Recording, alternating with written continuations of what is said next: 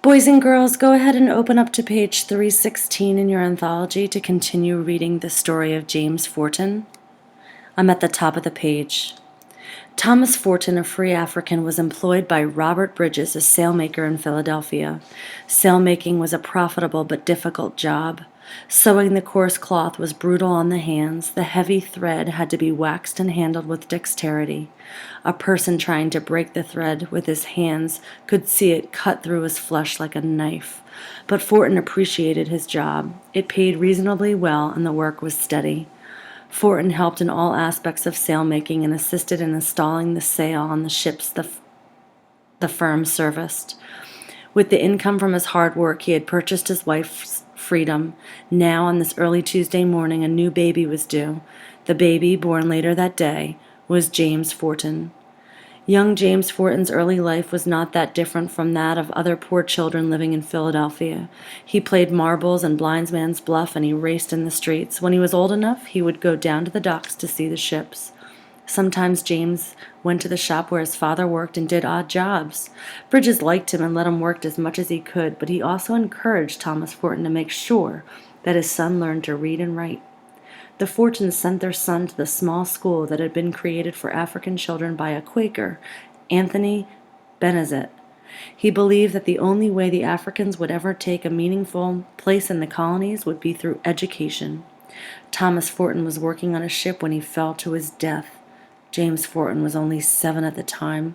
His mother was devastated, but still insisted that her son continue school. He did so for 2 more years, after which he took a job working in a small store. What James wanted to do was to go to sea. He was 14 in 1781 when his mother finally relented and gave her permission. America was fighting for its freedom, and James Forten would be fighting too. Turn the page to the next text on page 318, starting with He Knew. He knew about the difficulties between the British and the American colonists. He had seen first British soldiers and then American soldiers marching through the streets of Philadelphia. Among the American soldiers were men of color. A black child in Philadelphia in the 1700s had to be careful. There were stories of free Africans being kidnapped and sold into slavery.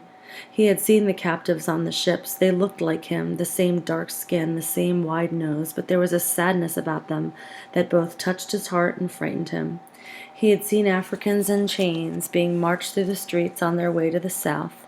He never forgot the sight of his people in bondage or accepted it as natural that black people should be slaves. But the black soldiers Forten saw were something special. Marching with muskets on their shoulders, they seemed taller and blacker than any other men he had ever seen. And they were African sailors, too. He knew some of these men. They had been fishermen and haulers before the conflict with Great Britain, and now they worked on privateers and Navy ships. Sometimes he heard talk about Navy battles, and he tried to imagine what they must have been like. Turn the page. Top of page 320, in the summer. In the summer of 1781, James Forten signed on to the privateer Royal Lewis, commanded by Stephen Decatur, Sr. The colonies had few ships of their own to fight against the powerful British Navy and issued letters of marque to private parties. These allowed the ships under the flag of the United States to attack British ships and to profit from the sale of any vessel captured.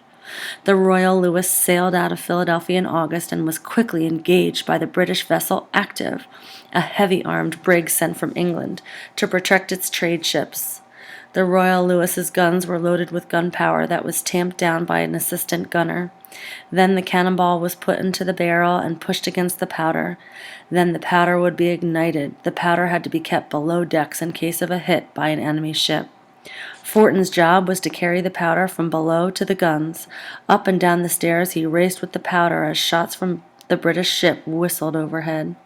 There were large holes in the sails, and men screaming as they were hit with grape shot that splintered the sides of the ship. The smell of gunpowder filled the air as Captain Decatur turned his ship to keep his broadside guns trained on the Active. Sailors all about Forten were falling, some dying even as others cried for more powder. Again he went below decks, knowing that if a shot ripped through to the powder kegs, or if any of the burning planks fell down into the hold, he would be killed instantly in the explosion. Up he came again with as much powder as he could carry. After what must have seemed forever, with the two ships tacking about each other like angry cats, the Active lowered its flag. It had surrendered. Decatur brought his ship into Philadelphia, its guns still trained on the limping Active. The crowd on the dock cheered wildly as they recognized the American flag on the Royal Louis.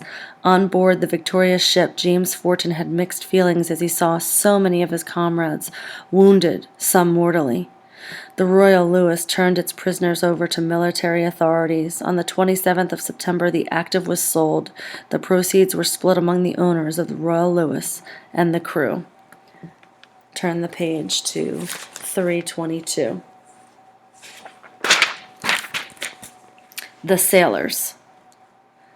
The sailors with the worst wounds were sent off to be cared for. The others, their own wounds treated, were soon about the business of repairing the ship. Forten must have been excited. Once the fear of the battle had subsided and the wounded were taken off, it was easy to think about the dangerous encounter in terms of adventure. And they had won. The missing crew was replaced. The ship was checked carefully by its captain and found to be in fine fighting condition. The crew carried more ammunition aboard, more powder, and fresh provisions. Once more they sailed for open waters. On the 16th of October, 1781, they sighted a ship, recognized it as British, and made for it instantly. As they neared, a second ship was spotted, and then a third. Decatur turned to escape the trap, but it was already too late. The three British ships, the Amphion, the Nymph, and the sloop Pomona, closed in.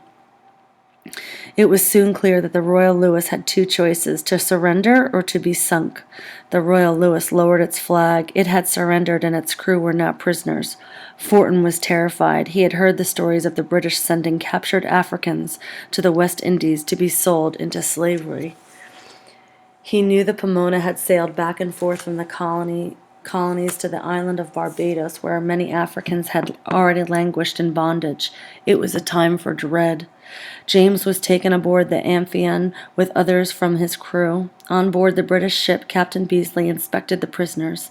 There were several boys among the American crew, and he had separated them from the older men. Captain Beasley's son looked over the boys who had been captured. Many of them were younger than he was. Although still prisoners, the boys were given more freedom than the men, and Beasley's son saw the Americans playing marbles.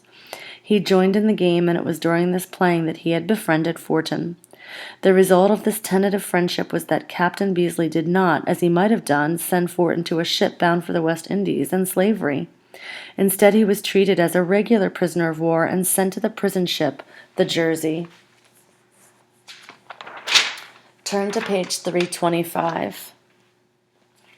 Dark and forbidding. Dark and forbidding, the Jersey was a 60-gunner anchored off Long Island in New York. It had been too old to use in the war and had been refitted first as a hospital ship and then as a ship for prisoners. The portholes had been sealed and the 20-inch squares carved into her sides. Across these squares, iron bars were placed. The captain of the Jersey greeted the prisoners with a sneer. All were searched under the watchful eyes of British Marines. The wounded were unattended, the sick ignored. The pitiful cries of other prisoners came from below decks. A few pale, sickly prisoners, covered with sores, were huddled around a water cask. Then came the cry that some would hear for months, others for years. "Down, rebels, down!" They were rebels against the king, to be despised, perhaps to be hanged. Traitors they were called, not soldiers of America. James was pushed into a line on deck. The line shuffled toward the water cask, where each man could fill a canteen with a pint of water. Then they were pushed roughly below decks. The hold of the ship was dark. What little light there was came from the small squares along the hull. The air was dank as men relieved themselves where they lay. Some of the prisoners were moaning, others manned pumps to remove the water from the bottom of the boat. Sleep was hard coming, and James wasn't sure if he wouldn't still be sold into slavery. Beasley's son had liked him, he remembered, and the boy had offered to persuade his father to take James to England. It would have been better than the hold of the Jersey. In the morning, the first thing the crew did was to check to see how many prisoners had died during the night. Many of the prisoners were sick with yellow fever. For these, death would just be a matter of time.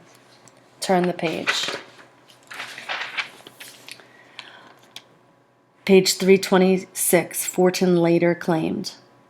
Forten later claimed that the game of marbles with Beasley's son had saved him from a life of slavery in the West Indies, but on November 1st, 2 weeks after the capture of the Royal Louis, the news reached New York that Brigadier General Charles Cornwallis, commander of the British Army in Virginia, had surrendered to George Washington. Washington had strongly protested the British practice of sending prisoners to the West Indies. It was probably the news of his victory more than the game of marbles that saved the young sailor. James Forten was not a hero. He did not single-handedly defeat the British or sink a ship, but he fought, like so many other Africans, for the freedom of America, and he fought well. He was only one of thousands of Africans who helped to create the country known as the United States of America. In Philadelphia after the war, James Forten became an apprentice to the man his father had worked for, Robert Bridges. Like his father, James was a hard worker. Eventually, he would run the business for Robert Bridges, and by 1798, he owned it. At its height, the business employed 40 workers, both black and white. Forten became one of the wealthiest men in Philadelphia. He married and raised a family, passing on to them the values of hard work he had learned from his father. Forten made several major contributions to the sail-making business, among them a method of handling the huge sails in a shop, which allowed sails to be repaired much faster and saved precious time for ship owners. In the coming years, he would use his great wealth to support both anti-slavery groups and the right of women to vote, at a time when over 90% of all Africans in America were still in a state of enslavement. James Forten became one of the most influential of the African abolitionists. He spent much of his life pleading for the freedom of his people and the country his people had helped to create. Boys and girls, go ahead and pause this and have a look at the activities at the center to complete and the discussion questions to complete.